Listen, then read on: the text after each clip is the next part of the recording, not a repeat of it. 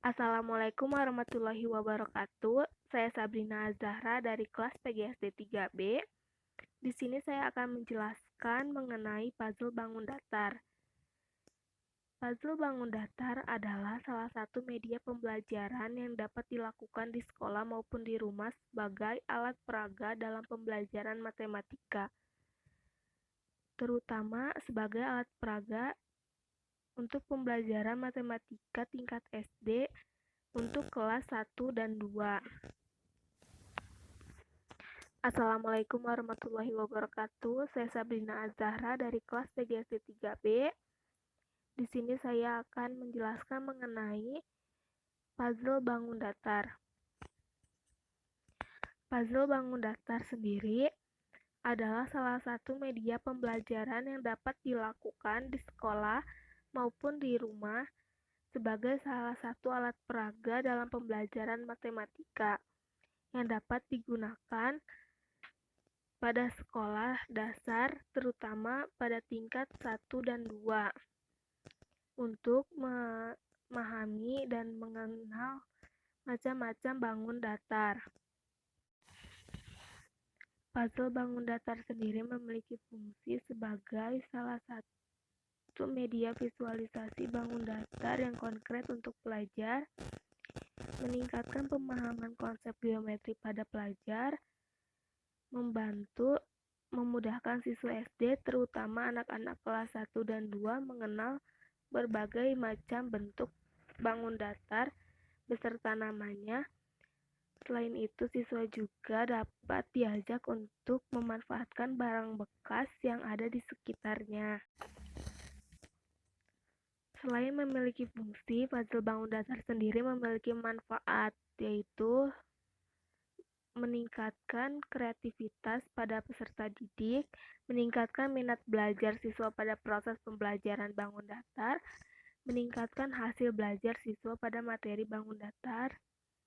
Anak didik juga akan menjadi lebih paham karena ia dapat mencontohkan yang nyata mengenai bangun datar.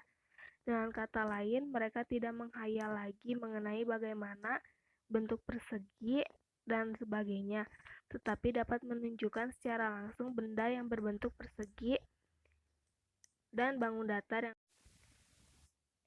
Setelah sebelumnya saya menjelaskan mengenai puzzle bangun datar dan fungsi serta manfaatnya, sekarang saya akan mempraktikkan bagaimana cara menggunakan puzzle bangun datar tersebut.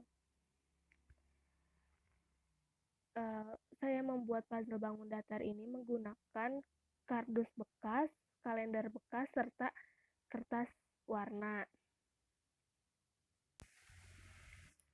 Sekarang adalah cara penggunaan puzzle bangun datar ini. Yang pertama, kita siapkan terlebih dahulu puzzle bangun datar yang terbuat dari kertas warna yang telah dibentuk sedemikian rupa macam bangun datar. Sebelum peserta didik diminta untuk menempelkan puzzle ini, pastikan kita sudah menjelaskan mengenai macam-macam bentuk bangun datar. Seperti contohnya ini adalah persegi,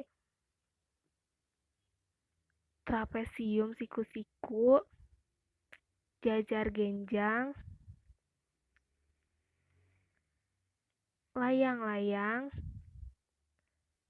belah ketupat, segitiga siku-siku, persegi panjang, trapesium sama kaki, segitiga sama sisi, dan macam sebagainya. Sebagai contoh, misalkan siswa pertama memilih bangun datar persegi panjang, maka ia akan mencari bangun yang sama dengan bangun yang dia pegang. Secara tidak langsung membantu siswa mengingat nama dan bentuk bangun datar tersebut. Setelah menemukan posisi yang pas, pasti peserta didik akan langsung menempelkannya.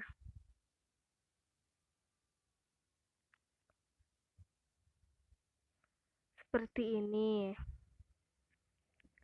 Lalu, misalkan siswa kedua mengambil bentuk trapesium sama kaki, maka mereka akan mencarinya sampai mereka mendapatkan. Setelah itu pasti mereka akan menempelkannya seperti ini.